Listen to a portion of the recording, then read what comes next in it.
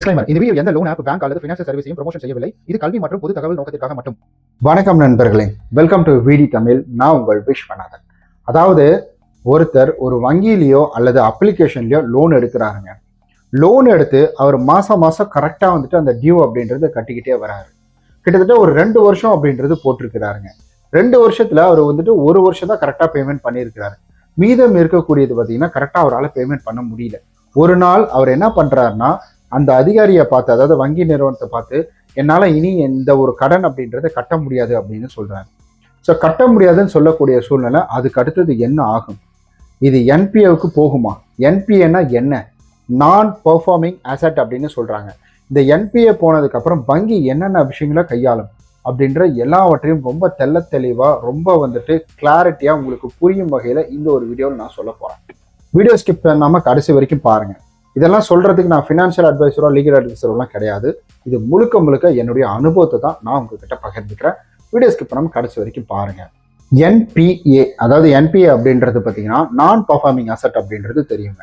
இந்த நான் பெர்ஃபார்மிங் அசட்டுக்குள்ள எப்படி வருவார்? ஒரு வங்கியில லோன் எடுத்தவர் அவரு தொடர்ந்து 90 நாட்கள் இந்த ஒரு லோனை கட்டாமலே விட்டுட்டாரு அப்படின்னா, அது கவர்மெண்ட் ஹாலிடே எதுவாக இருந்தாலும் சரி, 90 நாட்கள் இந்த லோனை கட்டாம விட்டுட்டார் அப்படின்னா, அப்போ இந்த லோனாகப்பட்டது என்பிஏ அப்படின்றது வங்கியின் மூலியமாக அதை உறுதிப்படுத்தப்படும். என்பிஏனா இது வந்துட்டு வரா கடன் அப்படின்ற மாதிரி சொல்லுவாங்க. அதாவது இந்த கடன்னால நமக்கு பெருசா வருமானம் வராது அப்படின்ற மாதிரி இதை ஒரு கணக்கு அப்படின்றத வந்துட்டு அந்த வங்கி நிறுவனம் அப்படின்றது வச்சிடும். இதை வந்துட்டு வரா கடன் லிஸ்ட்ல அப்படின்றத வந்து சேர்த்திடுவாங்க. அப்போ அடுத்த கட்டம் இதுல என்ன நடக்கும்? எடுத்த உடனே இந்த வரா கடன், அதாவது என்பிஏக்குள்ள வந்துருவோமா அப்படின்னு கேட்டீங்கன்னா கிடையாதுங்க. முதல்ல உங்களுக்கு கால்ஸ், மெசேஜ் இதெல்லாம் ரிசீவ் ஆகும். ரிசீவ் பண்ணி ரீமைண்டர் அப்படின்றது கொடுப்பாங்க. அடுத்த கட்டம் அப்படின்றது பார்த்தீங்கன்னா உங்களுக்கு 30 நாளுக்கு அப்புறம் இதில் வட்டி விகிதம் அப்படின்றது வந்து போடுவாங்க. அதுக்கப்புறம் 60 நாள் அப்படின்றது பார்த்தீங்கன்னா சீரியஸாக வட்டி விகிதம் அப்படின்றது இதில் ஆட் ஆகும். அதுக்கு அடுத்தது தான் இந்த ஒரு கான்செப்டுக்குள்ளேயே வருவாங்க. அதாவது என்பிஏ அப்படின்ற ஒரு கான்செப்டுக்குள்ள நான் பெர்ஃபார்மிங் அசட் அப்படின்றதுக்குள்ளேயே வருவாங்க. இதுக்கு நிறைய ஸ்டேஜஸ் இருக்குங்க.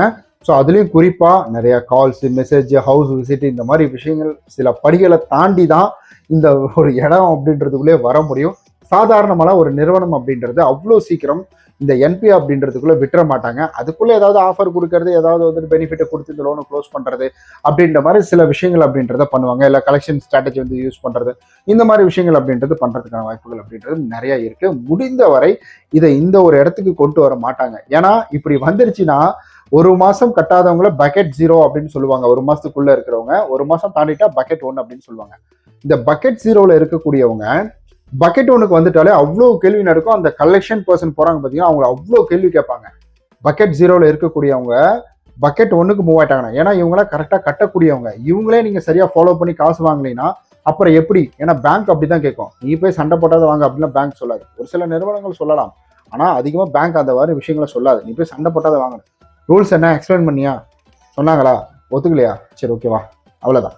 ஸோ பேங்க்கோட ரூல்ஸ் இதுதான், ஆர்பிஐயோட ரூல்ஸும் அதுதான். அதுக்கப்புறம் நம்ம லீகலாக என்பிஏ போட்டுக்கலாம், அதுக்குள்ளே பார்த்துக்கலாம் அப்படின்ற மாதிரி வந்துட்டு அதை லிபரல் பண்ணிடுவாங்க.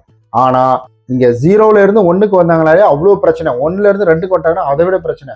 2ல இருந்து 3க்கு போகிறதுக்குள்ள ஒரு வழி பண்ணிடுவாங்க அந்த கலெக்ஷன் பர்சன் அப்படின்றவங்கள. அப்போ என்பிஏ வந்ததுக்கு அப்புறம் என்ன ஆகும் அப்படின்னு கேட்டிங்கன்னா, அந்த வங்கியோ அந்த அப்ளிகேஷன் நிறுவனமோ உங்களை தொடர்பு கொண்டு இந்த செட்டில்மெண்ட் ஆப்ஷன் இருக்கு, இதுக்குள்ள போறீங்களா அப்படின்ற மாதிரி கேட்பாங்க. அதிகமா செட்டில்மெண்ட் ஆப்ஷன் கேட்பாங்க. அதிகமா இவ்வளவு நாள் கட்டாம இருக்கிறீங்க, முதல்ல அந்த காசை கட்டுங்கன்னு தான் ஃபர்ஸ்ட் சொல்லுவாங்க. அதுக்கப்புறமேட்டு நீங்க சூழ்நிலையை எடுத்து சொன்னீங்கன்னா செட்டில்மெண்ட் ஆப்ஷன் போறதுக்கான வாய்ப்புகள் அப்படின்றதும் இருக்குது. ரீஸ்ட்ரக்சர் பண்ணி தரதுக்கான வாய்ப்புகள் அப்படின்றதும் இருக்குங்க. அதுக்கு அடுத்தது அப்படின்றது பாத்தீங்கன்னா, சிலது பெரிய தொகை அப்படின்றதுனா லீகல் ப்ராசஸ் எல்லாம் போகும். அதாவது இந்த பணத்தை ரெக்கவரி பண்றதுக்காக லீகல் ப்ராசஸ் எல்லாம் போகும். இன்னும் பெரிய தொகையா இருந்துச்சுன்னா இது கோர்ட் மூலியமா கூட இது போகிறதுக்கான வாய்ப்புகள் அப்படின்றதும் அதிகமா இருக்குது. இந்த இடத்துல நம்ம கட்டாம விட்டுட்டா அவங்க அப்படியே விட்டுருவாங்களா அப்படின்னு கேட்டீங்கன்னா அதெல்லாம் கிடையாதுங்க. ஸோ ஒரு பணம் அப்படின்றது கொடுத்துருக்காங்க, அந்த பணத்தை ரிட்டர்ன் வாங்க வேண்டியது இது இவங்க பணம் கூட கிடையாது, மக்களுடைய பணம் தான். ஸோ அதனால அந்த பணம் ரொட்டேஷன்ல வந்துகிட்டே இருக்கும்.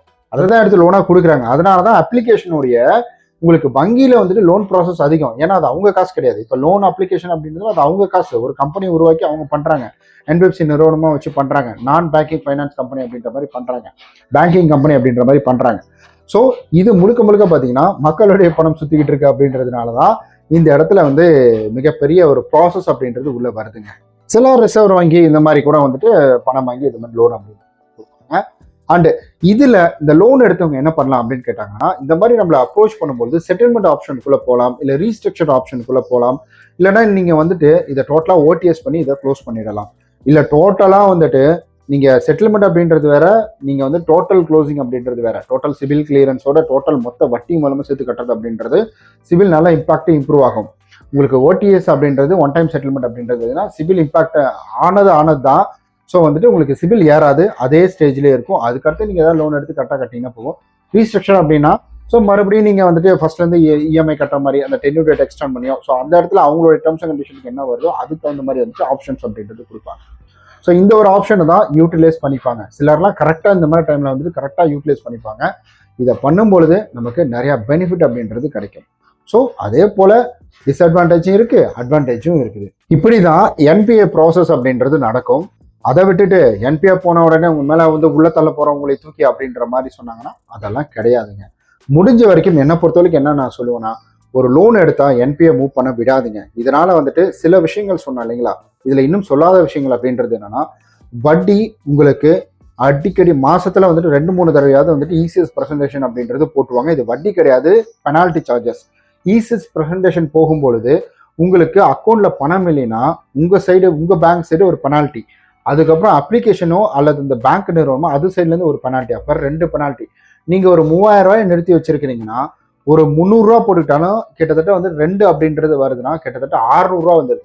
இதே உங்களுக்கு இந்த ஒரு மாசத்துல நிறைய தடவை போட்டாங்க அப்படின்னா அதுவே கிட்டத்தட்ட இந்த லோன் அமௌண்ட்டுக்கு ஈக்குவலாக வர்றதுக்கான வாய்ப்புகள் அப்படின்றது நிறைய இருக்குது. அதனால முடிந்த வரைக்கும் ஒரு மாதத்துக்குள்ளேயே பணத்தை ரெடி பண்ணி கட்ட பாருங்க. வேற ஒரு லோன் எடுத்து பணம் கட்டாதீங்க. வேற கைமாத்தோ இந்த மாதிரி வாங்கி கொஞ்சம் ஒரு 2-3 மாசம் டைம் சொல்லி வாங்குறது தான் பெட்ரு. நீங்க அடுத்த மாசமே என்ன, அடுத்த மாசம் உங்களுக்கு ஆல்ரெடி பணம் பணம் வரல, 2 கடன் அப்படின்றது ஆகிடும், 2 ப்ரெஷர் அப்படின்றது ஆகிடும்.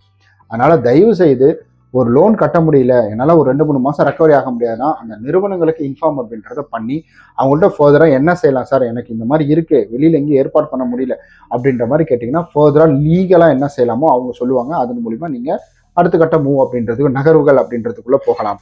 அதை விட்டுட்டு நீங்களே பேமெண்ட் பண்ணாமல் இருக்கிறது. ஸோ 2 மாதம் 3 மாதம் தான் கட்டிக்கலாம், நானா கடைசி வரைக்கும் கட்டினேன், இப்போ கடைசி மாதம் வரைக்கும் தான் வந்துட்டு கட்ட முடியல, ஒரு 2 மாதம் கட்ட முடியல, என்னப்பா இதுக்கு, அந்த மாதிரி யோசிக்காதீங்க.